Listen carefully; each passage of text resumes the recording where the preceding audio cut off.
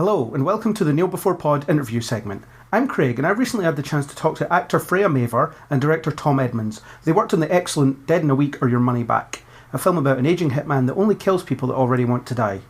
This film was brought to the Edinburgh International Film Festival and did really well with audiences, so I hope you enjoy what Freya and Tom have to say about the film. First up is Freya Maver, who played Ellie in the film.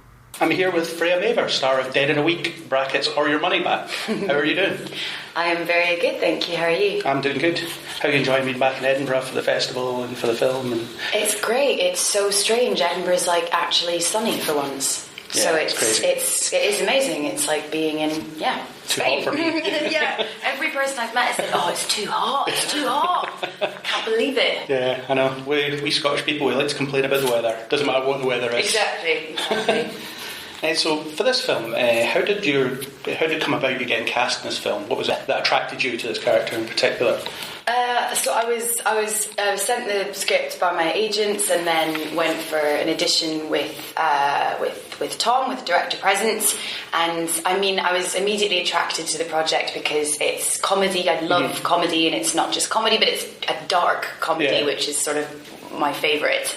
And then on top of that, the role is fantastic. I think, it's really these four kind of odd characters, and amidst that you have these two really quite strong and strange female characters, and I loved the idea of exploring that and being able to kind of play with the darkness and play with the kind of comedic element of it. So I think that was a massive appeal. Cool.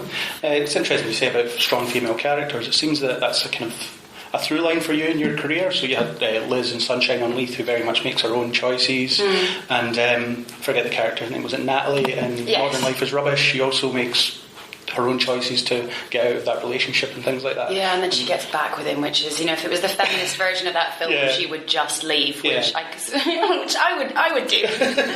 So is it important to you to get those kind of roles and make sure there are obviously more of them? I think it's great to have. I would just say that there should be more women involved in film, but I think it doesn't. I don't think you necessarily need to just play strong female characters in order to champion feminism. I think being an actor, the joy of it and the kind of intrigue is to be able to show everything and not, you don't just want to play strong female characters so that people think, well, that's who you are. I think you want to explore everything and show as much humanity and different personalities as possible. So it's not so much that's what attracts me. I think there have been projects where I've also played very, submissive characters. I played a sort of femme fatale but frail secretary in a French film called La Dame dans l'Auto, where she's sort of very much in a male-dominated world and has to sort of use her fragility and her sensuality in order to get forward. But that's equally as interesting as playing a woman who's very dominating. And so it's I'd say something that's important to me is just about seeing more women's voices involved in the industry. So more well written rather than necessarily strong. Yeah, for sure. That's fair. And you do some action in this film, lots of frantic running, and you knock out a traffic ward. Yes. What was that like? I haven't seen that you've done a lot of action before, so I've started to do. I did a kind of proper stabby slit throat thing at the end of last year, a French film, and I love doing stuff with action. I think it's just, as soon as you get to start playing around with guns and stunts and stuff, it's just really fun, and it's kind of learning the art of it and learning how to make something look believable and how to. So it's kind of like. It's like learning tricks when you're a kid. It's really fun. So it's something you're interested in doing a bit more of then? Yeah, I'd love to. I've always wanted to get something where I have to sort of become really butch for it, like get loads of muscles and sort of, train really hard physically. Alicia Vikander and Tomb Raider. What was it like working with the legendary Tom Wilkinson? Have you got any kind of anecdotes to share about what he was like on set or whatever else? I think Tom is... Tom Wilkinson is an absolutely fantastic actor and actually quite true to his character in the film. He's very British in the sense that he loves to moan. He loves a good old moan. So it's It was funny. He's a very endearing character because he sort of, he'll complain about the weather and he'll complain about his back hurting. He'll complain about the hours, but then at the end of the shoot, he sort of, sheepishly turns up at the wrap party, and I think he was really thrilled to be there and to be involved in that team. And also, it's a joy to sort of watch someone who's got that much experience and who's just that sort of talented. Yeah, it must have been great just being around him, because of everything he's done. And absolutely, and sort of the subtlety in his, there's a lot to learn. Yeah. So you've done a mix of kind of TV and film throughout. What do you see as the kind of main differences, and do you have a preference, or does it just depend what mood you're in for that particular project? I do. I think the main difference that I would say is with a film, you really are in most of the time one person's vision, the director's vision, and it's very much that universe, and everyone's facilitating that. Whereas with television, there's a lot more voices involved, and so television is a lot more like a writer-driven, because it's it's about the scripts and it's about the progression of a storyline over multiple episodes. Whereas with film, you get, I guess, the luxury of sort of just having one person's universe and really kind of getting to dive into that. So I do think, and typically there's usually more time with film than there is with television, where things are on a bit of a tighter schedule. So there's obvious perks to doing film, but TV is going in such an incredible way now that there's it's the quality of television has sort of skyrocketed, and it's becoming the new, I guess, the new sort of auteur way of doing stories. But I do. I mean, I have at the moment a preference for film, just for I would say for those reasons. Cool. And what's up next for you, project-wise, or is there anything you've got your eye on that you're trying to get into, or can you just not tell me? I'm doing quite a lot of my own stuff in terms of I'm doing quite a lot of my own art project stuff. Okay. So I make, I guess, visual art videos that are based around poems. So they're like a sort of making a visual anthology of poems. So I'm currently sort of finishing the edits of that. And then I've got a lot of French work that's coming up and that's being released at the end of the year. So I'll be doing a lot of press and sort of promotion for those, and doing kind of, France does these big sort of weird things where you take a film around France. Yeah. So yes, I'll be doing quite a bit of that over the next few months. Sounds cool. Lots in the pipeline then. Yeah, absolutely. I only have one last question. We always ask this because we're a nerdy podcast. If you could have any superpower, what would it be and why? Ooh, I like this. Okay, mine is this sounds really lame, but only because I'm very practical and pracmatic.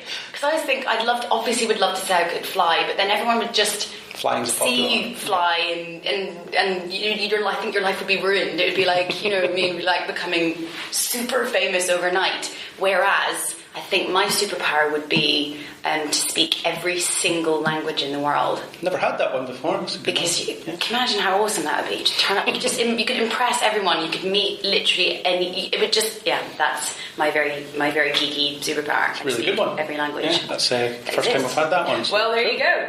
Good answer. Pleased to hear. Yeah. Well, thanks very much for taking the time to talk to me today. It's been an absolute pleasure. Thank you. Good luck with the film. I hope it does really well. I'm looking forward to seeing it again in cinema when it comes out. Brilliant. Whenever that is. So, watch this space. Thanks very much. Thank you. Next up is the director Tom Edmonds. So I'm joined here by Tom Edmonds, the director of Dead in a Week or Your Money Back. Long title. Hi Tom, welcome on. Hi Craig.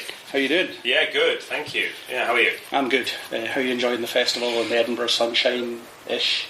Yeah, well, it's been terrific. A lot. I mean, to be honest, it hasn't been that conducive to watching films because it's been like this stunning weather, and it's been lovely to be out, and it's been nice to meet people. I think that when you're in a festival with a film, there are definitely some things that you've picked out in the programme and you go, well, I really would like to try and catch that, and I'd like to try and catch that, and sometimes it's not possible because festivals like to keep you sort of occupied, I guess, while you're here, but yeah, it's mainly about meeting people, and that's been great.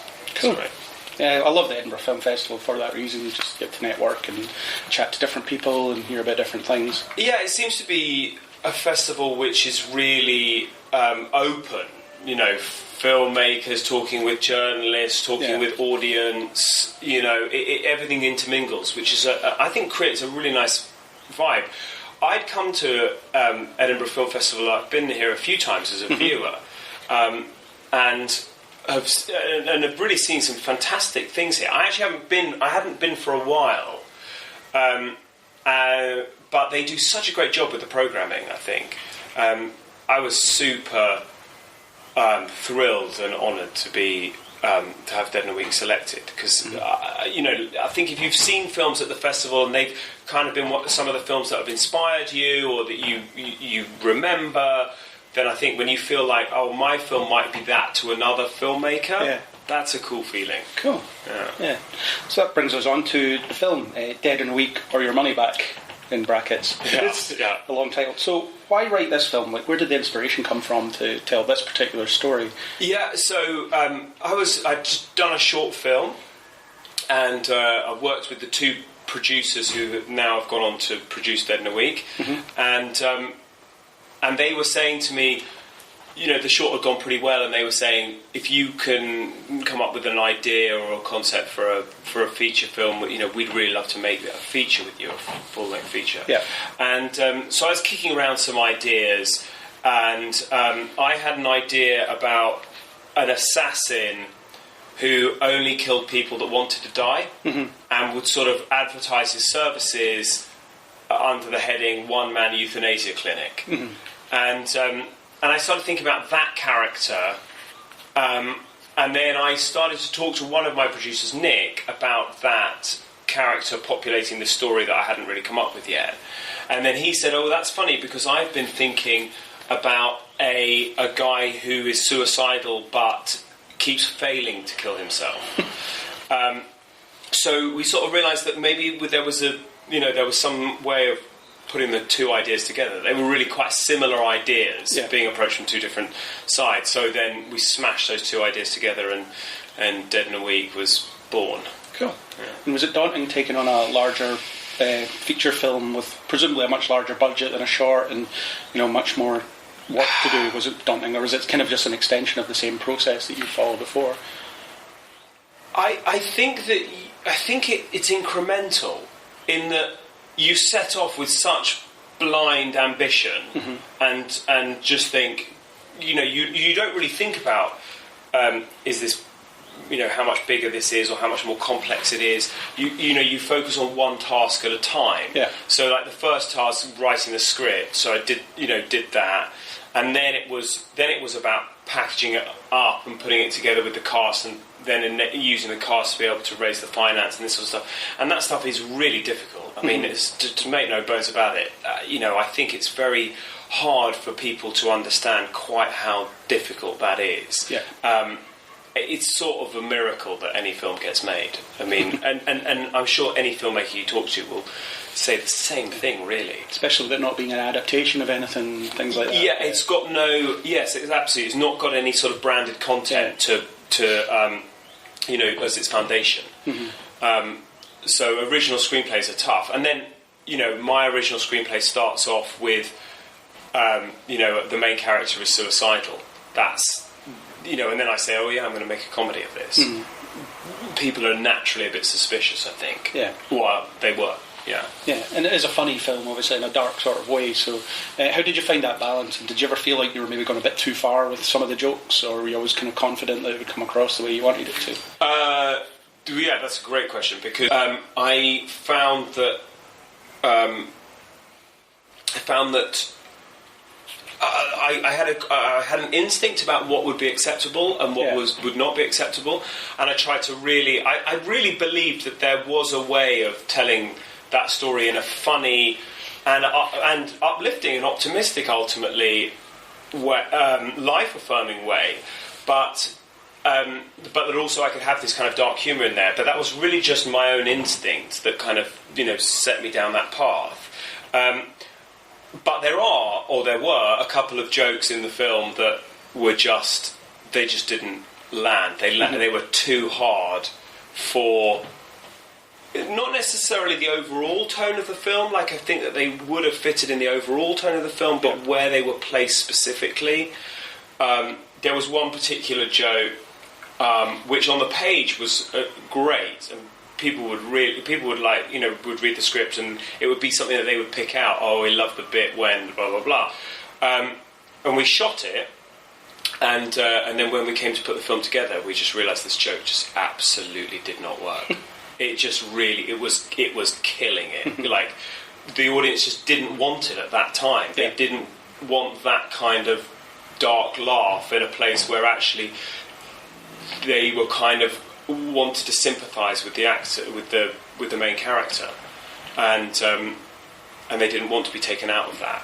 So you sort of learn, what people want or what the film wants, really. So what was the joke? Unless you don't want to say. So it's pretty bad. There's a bit in the film where William, the main character, tells sort of explains how his parents had died, and it's already very heightened, and then his father's last words to him were, his father looked at him and said, "I never had a threesome," and then died. And it's a really kind of brutal, and it was just too much. It was just too much, actually. The way that, and I think that it's real credit to Aniron Barnard, who plays William. He actually played that scene with such an immense amount of integrity and honesty, really, that I think that I wasn't expecting that to be done quite as well, maybe, as it was as he did it. Yeah. So actually, he really, the audience are sort of sympathising with him at that time, and he's being very open and honest. So then to undermine that moment with a joke, especially a gag like that, which is quite extreme, was just not the right moment. So cut. So it was about finding that balance, and it sounds like you're just kind of aware of what was too far. So, and I think that definitely comes across. Where it's, good. All the jokes kind of feel like they belong. At least for me. Yeah. Humour's more subjective than some other things. So absolutely. And I'm aware that no film is going to be 100%. To 100% of people. There are going to be some things that people really like in the film. There are going to be some things that don't work for them as well in the film. There's going to be some people who don't particularly respond to it, but there are going to be other people who really respond to it. And we've kind of had that. So, and I'm fine with that. I'd much rather people really loved it than kind of everyone was a bit like, whatever. Yeah, that's fair. Yeah. So how did you approach casting? Did you have people in mind for the roles all along, or did you just kind of find the people, or did some people impress you more than you thought they would? It's all of those, really. So Tom Wilkinson, who plays Leslie the assassin on the brink of retirement, he was someone who was in mind from early on.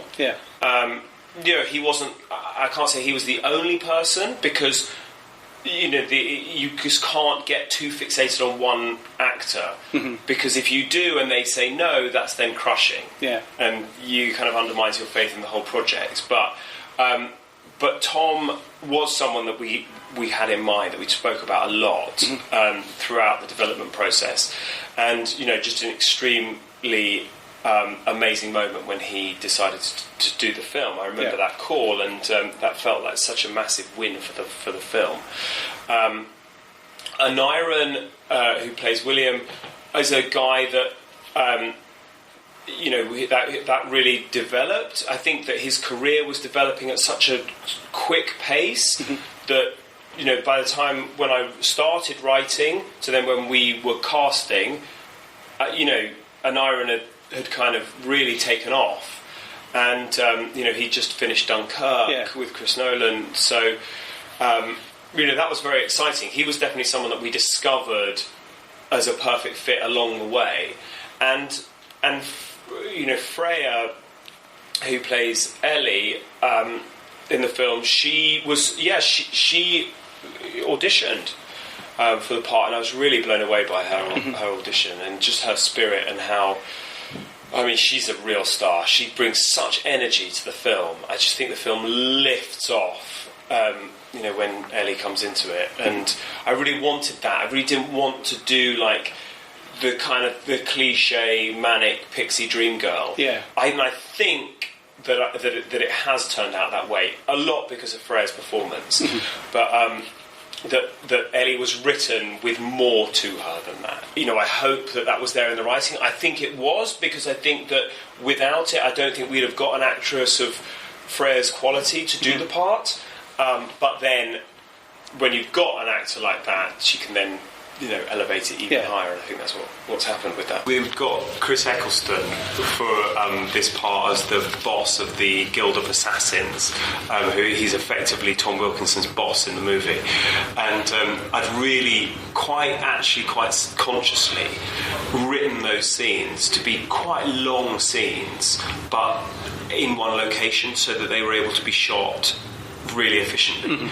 So actually, Chris is a really big presence in the film, but we had him for 2 days, and that's such a big thing when you get an actor like that to just drop in for a day, and he comes in with this huge energy and this huge enthusiasm for the part. I mean, he just was like raring to go. Yeah. And then, I think what you see in the film is that he really gives it both barrels. I mean, I have to say that the performance that you see in the film is probably the smallest that it was. But he was just amazing and great guy to work with. Absolutely great guy to work with.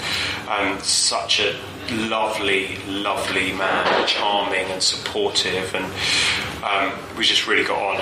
It was a bit of a thrill.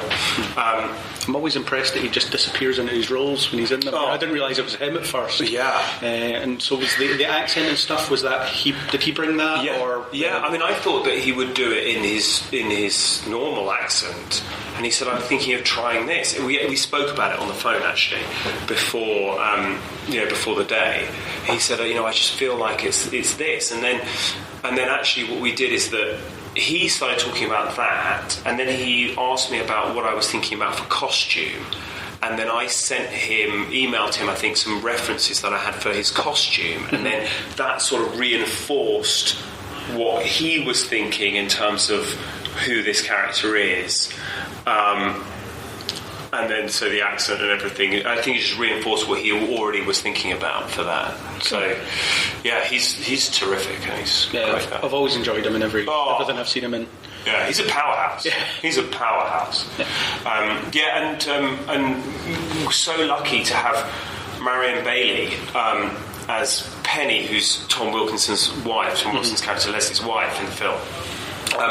Marion, I think, is one of the most underrated, sort of under the radar actresses around. I mean, she is a class act. I mean, I just almost, it's one of those things when you're a director and you're looking forward to working with a certain actor. Sometimes you can feel a bit like those experiences have gone by in a bit of a flash and a bit too quickly. And it's because the actor has been so good that you haven't had to do much with them.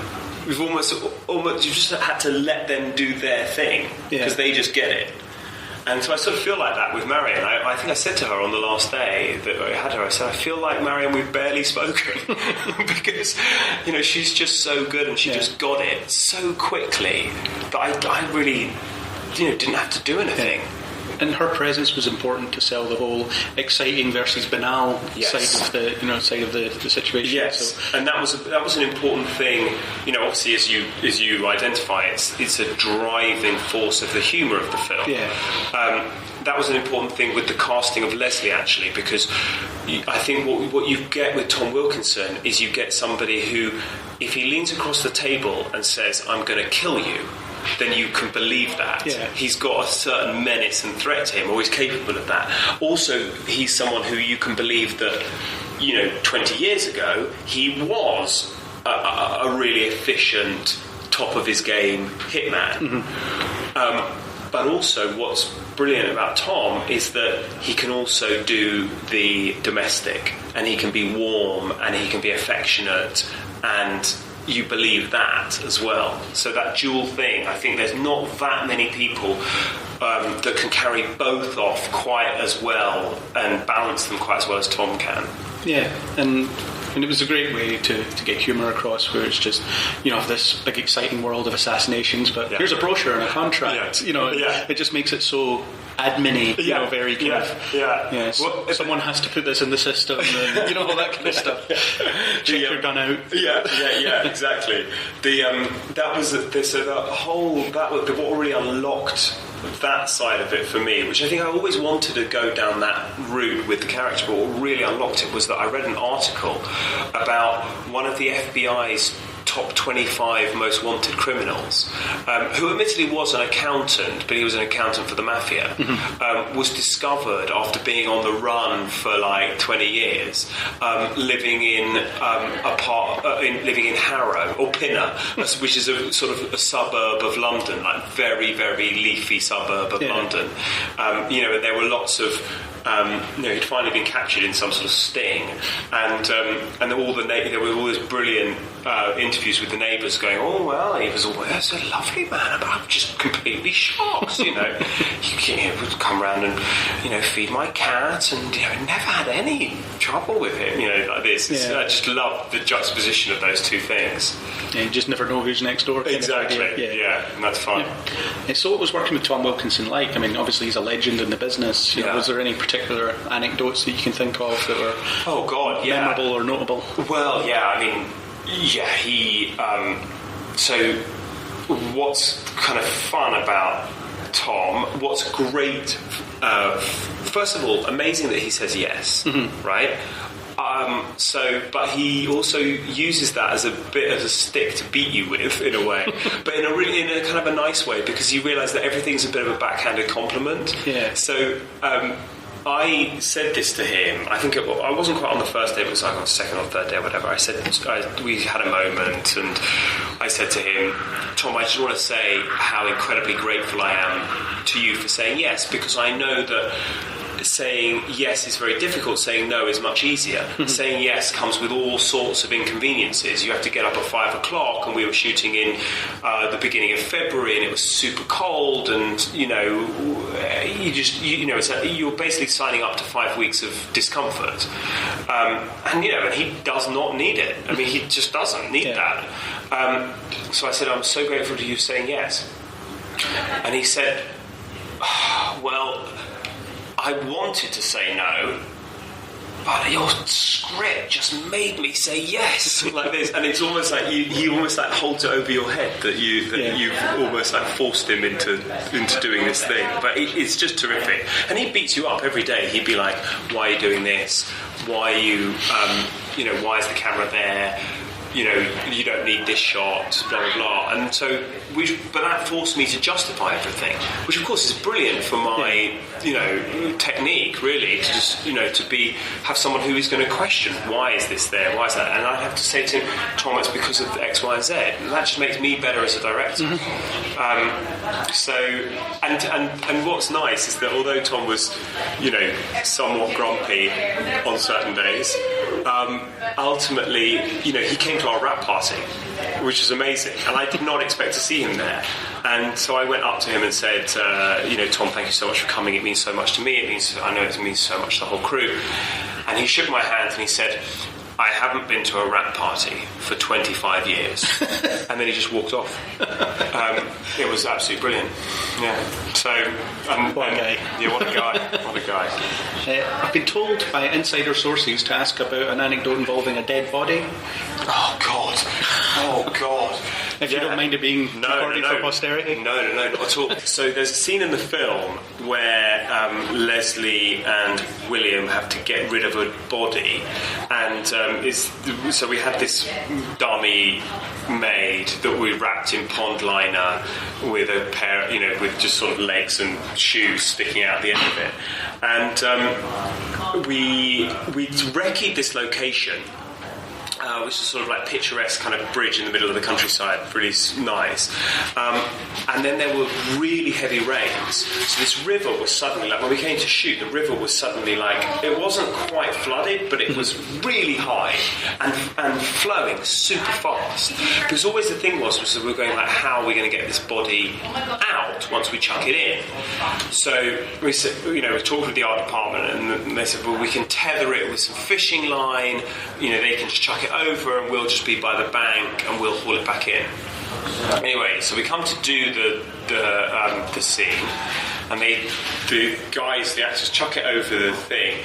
Of course, immediately the fishing line snaps, and suddenly we've got this thing which really looks like a dead body wrapped in pond liner with 2 feet sticking out of it, floating down this river, which is actually flowing really fast and heading off down the and everyone just sort of like looks at each other, and then kind of the art department start panicking, and producer extraordinaire Daniel Conrad Cooper decides that he would rather face time in a freezing. It was the 5th of February. It was probably about 4 or 5 degrees. He decided that he would rather risk hypothermia than the call to the police telling them that that's not a real dead body, but actually we've just lost a prop. So he chases this dead body, ended up chasing it for a mile down the river. God. And then eventually realised he was about to lose it as the river kind of dipped under a road or something. Jumped into the river with all his clothes on, swam over and rescued the dead body. And that's when you realise that, this is not a producer that just sort of, sits there with a big cigar. Fully committed. Fully committed, yeah. Producer extraordinaire. Yeah, it was amazing. Was it the blankets and hot drinks as soon as he got out? Oh, God. Yeah, absolutely. I mean, the thing is that in that situation, you're sort of aware that it's going on, but my job is to shoot the day. He would have been much more angry if he'd gone to all those lengths, and then I'd have been like, well, I was worried about you, and we just stopped. So I just shot the rest of the day, and then I caught up with him later, and then heard this. The last time I saw him was sort of disappearing down this field, chasing after this dead body. Brilliant. Yeah. What projects are next for you? Yes, that's the. I'd love to say $1 million question, but probably not quite $1 million. So working on a few different things. I've got a project that I absolutely love, but I think is complicated. Just how to set it up within the industry. It's a midlife crisis character comedy about imagining the life of the guy that provides the Germans with the voice of Tom Cruise. All right. They dub everything in Germany, and if you're a big famous actor, you have one person who's your voice. So I found that really fascinating, and so I wrote this script imagining a guy who sort of walked into a dubbing studio aged 20 or whatever to dub a fairly unknown actor in risky business, and then sees this guy become so successful and him basically be tethered to him, riding on his coattails for the next 30 odd years, but then all of the anger and misgivings that gives rise to. It's called Ich bin Tom Cruise, and it's a fun one. So that, and then also I'm working with a friend on a really nuts kind of real B movie. Which I just think would be really fun. I'd love to just do a flat-out B movie, but which is also, it's extremely funny, because when when the gloves of good taste are off, then you can really go for it, and so that's something that I'm quite excited by at the moment. What's the subject of that one? What's it about? Well, it's about a man who it's about an older couple. Again, I like my older couples. And the wife dies, and the man's hobby is he does taxidermy. So he decides to pickle his dead wife.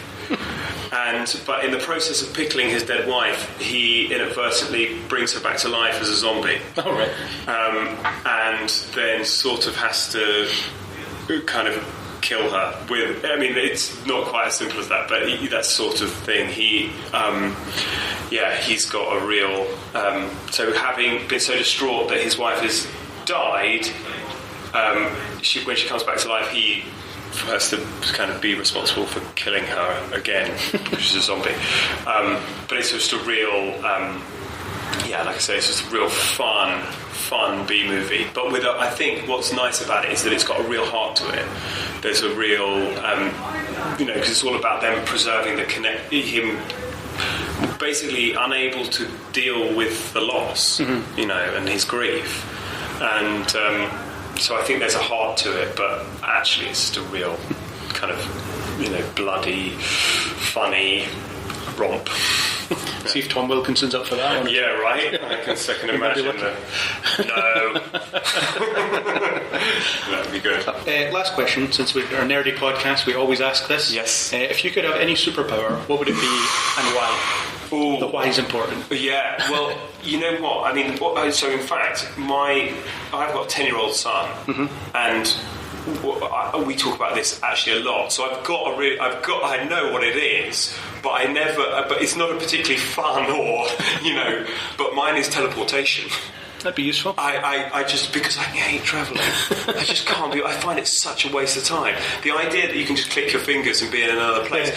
I mean, that on a just a selfish level. But then I think, if you're able to do that thing, I guess like in Avengers Infinity War when Spider-Man, Doctor Strange is creating the portals and Spider-Man's jumping through them in order to kick Thanos and all that sort of. I guess there could be more practical applications to in terms of saving lives to my teleportation, but at the moment it's just about being able to get from A to B as quickly as possible. You get to work, within minutes of waking up. Yeah, exactly. Get to work, get home from work. That would be a key one. Yeah, even better. Then you could actually go and live in a place. You could go and live in like a really hot country, snap your fingers, be back in London to go and do work, and then snap back to. So teleportation would be mine. So what's my son? His changes quite a lot. He's brilliant. He constantly thinks it's never a case of if. It's a case of when with him. Right. So he starts conversations with me like with things like, Daddy, when I invent the teleportation device, or Daddy, when I invent the flying car. He's got quite high ambitions. Thanks very much for coming on and talking to me a bit about the film. Great, thank you so much. Wish you all the best with it when it comes out, when it gets distributed. Yeah. Hopefully it'll get a wide release, everybody will get to see it. Yeah, thank you. Yes, fingers crossed. So, thanks very much. Thank you. Those were my interviews with Freya Maver and Tom Edmonds. Dead in a Week or Your Money Back doesn't currently have a release schedule, but I really hope that changes soon, as I think it deserves to be seen. If you're listening to this before July 1st, then there is a Best of the Fest screening at 11:05am in the Film House, so if you're in the area and want to see a really funny film with a great cast, then get yourself along to that. A big thank you to Freya and Tom for taking the time to have a chat with me. I wish them the best of luck with the film. If you want to know more about it and keep up to date with release news, you can follow the official Twitter account under @DeadInAWeekFilm, all one word. If you like what you heard, then please do hit that subscribe button on iTunes, YouTube, or any major podcasting app. iTunes users, please do supply a star rating to share the love. We hope you'll join us on the next Kneel Before Pod.